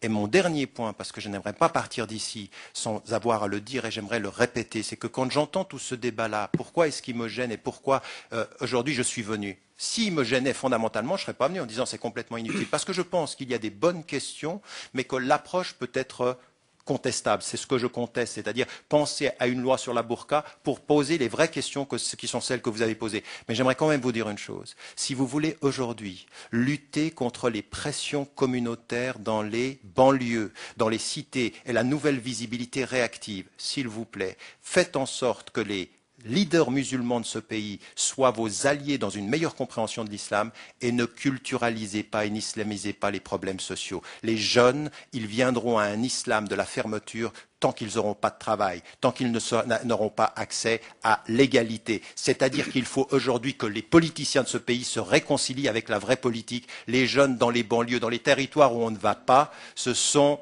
Ce sont aujourd'hui des jeunes qui ont besoin qu'on les respecte comme des citoyens français et qu'on cesse de les questionner chaque fois qu'il y a un problème. Quand est-ce que vous allez devenir français? Vous savez, vos concitoyens français de confession musulmane sont français. Il faut que vous l'entendiez. Faites confiance aux responsables, à la représentation nationale. Il y avait un droit de réponse à Jean. Si. Je vais juste dire, vu que vous l'avez questionné plusieurs en fois. une minute. Et puis on en reste là. Je n'ai pas voulu Vas-y, insister, Jean. M. Ramadan. Je confirme que je considérais cette audition comme superflue ou inutile et je voudrais interroger les membres de la mission. Qu'est-ce que vous allez en tirer? Franchement. Et je suis très désireux que les gens me disent ce qu'ils auront tiré de cette audition. Moi, je vais vous dire ce que M. Ramadan va tirer, c'est qu'en sortant de là, il aura 20 caméras de télévision. Merci. Monsieur, les citoyens français, non, je suis désolé, je ne peux pas laisser dire ça. Les citoyens français, monsieur, entendront ce que vous venez de dire, entendront que des responsables politiques ne tireront rien d'avoir entendu un acteur de la société. Monsieur Ramadan, Pas honnête. Monsieur Ramadan, Monsieur Ramadan, je préside cette assemblée et cette mission, je préside cette mission et je crois qu'il n'y a aucun débat. En tous les cas, c'est le principe de la mission depuis le début. Il n'y a aucun débat que l'on veut esquiver ou contourner, quels que soient nos sentiments. Et je suis très content que vous soyez venus ici. Merci.